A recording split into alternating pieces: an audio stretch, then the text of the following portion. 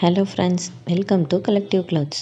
நம்ம சேனலில் இன்றைக்கி என்ன வீடியோ பார்க்க போகிறோன்னா, இந்த பிரண்டையை வச்சு ஒரு சூப்பரான குக்கிங் வீடியோ தான் இன்றைக்கி செய்ய போகிறோம். வாங்க எப்படி செய்கிறதுன்னு பார்க்கலாம். ஃபஸ்ட்டு இந்த பிரண்டையை குட்டி குட்டியாக கட் பண்ணி அதில் இருக்க நாரெல்லாம் க்ளீன் பண்ணி இந்த மாதிரி வாஷ் பண்ணி எடுத்து வச்சுக்கோங்க.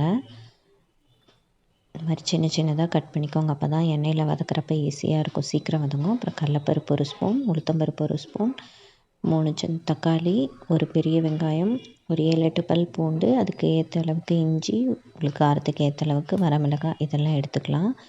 இப்போ வானல் வச்சு அதில் எண்ணெய் ஊற்றிட்டு எண்ணெய் காஞ்சதும்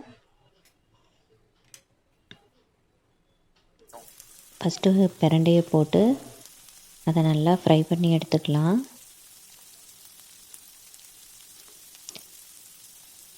குட்டி குட்டியாக கட் பண்ணிங்கன்னா தான் சீக்கிரம் வணங்கும். அதில் இருக்க நார் எல்லாமே உள்ளே வந்துடும். அதனால் நல்ல இளம் பிரண்டையாக எடுத்துக்கணும். அடியில் இருக்க பிரண்டைலாம் எடுத்தால் அதெல்லாம் ரொம்ப கசப்பாக இருக்கும், அதெல்லாம் சாப்பிட முடியாது. கொழுந்தாக இருக்க பிரண்டையாக எடுத்துக்கோங்க, அதுதான் நல்லாயிருக்கும். சட்னிக்கு இந்த மாதிரி நல்லா ஃப்ரை பண்ணிக்கோங்க. ஹீட்டை மீடியமில் வச்சுக்கோங்க. பாருங்கள், இந்த மாதிரி ஃபுல்லாக நல்லா வெந்துருச்சு. இதை தனியாக ஃபஸ்ட்டு எடுத்து வச்சிடலாம். எண்ணெயிலேருந்து தனியாக எடுத்து வச்சுருங்க. எடுத்தாச்சு. இப்போ அதே எண்ணெயிலேயே நம்ம எடுத்து வச்சுருந்த கடலப்பருப்பு, உளுத்தம்பருப்பு அது ரெண்டையும் ஃபஸ்ட்டு போட்டுடலாம்.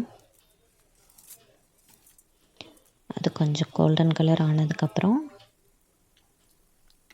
போட்டு நல்லா இந்த மாதிரி ஃப்ரை பண்ணுங்கள். அப்புறம் உங்களுக்கு தேவையான அளவுக்கு காரத்துக்கு எவ்வளோ வரமிளகாய் வேணுமோ அதை எடுத்துக்கோங்க. எனக்கு 4 மிளகாய் போதும், நான் 4 எடுத்திருக்கேன். அதையும் போட்டு ஃப்ரை பண்ணிக்கோங்க. இதெல்லாம் ஃப்ரை ஆனதுக்கப்புறம் இஞ்சி, அப்புறம் பூண்டு இதையும் போட்டு அதுலேயே நல்லா வணக்கிக்கோங்க. அப்புறம் அதுக்கு மேலே வெங்காயம், தக்காளி இது எல்லாத்தையும் போட்டு நல்லா வணங்குற அளவுக்கு வணக்கிக்கோங்க. தக்காளிலாம் நல்லா வணங்கணும், அந்த மாதிரி வணக்கிக்கோங்க. எல்லாம் சாஃப்டானதுக்கப்புறமேட்டுக்கு ஒரு கை கொத்தமல்லி புதினா இருந்துச்சுன்னா அதையும் அதில் ஆட் பண்ணிக்கோங்க. அப்போ தான் இன்னும் டேஸ்ட் கொஞ்சம் நல்லாயிருக்கும். அதையும் போட்டு அது இறக்குற டைமில் போடுங்க. போட்டு உங்களுக்கு தேவையான அளவு உப்பு போட்டு ஸ்டவ்வை ஆஃப் பண்ணிடுங்க. அந்த வானல் சூட்லேயே இதெல்லாம் கொஞ்சம் நேரம் அப்படியே இதாகட்டும். இப்போ இதை ஆற வச்சிடலாம். இப்போ ஒரு கைப்பிடி தேங்காய் எடுத்து இந்த மாதிரி குட்டி குட்டியாக கட் பண்ணி அதை ஃபஸ்ட்டு மிக்சியில் போட்டு இந்த மாதிரி அரைச்சி எடுத்துக்கோங்க. இப்போ இதையும் ஆற வச்சு இதையும் அதோடு போட்டு அரைச்சிடலாம். பாருங்கள், அரைச்சாச்சு. இப்போ வானலில் எண்ணெய் ஊற்றி எண்ணெய் சூடானதும் கொஞ்சோண்டு கடுகு போட்டு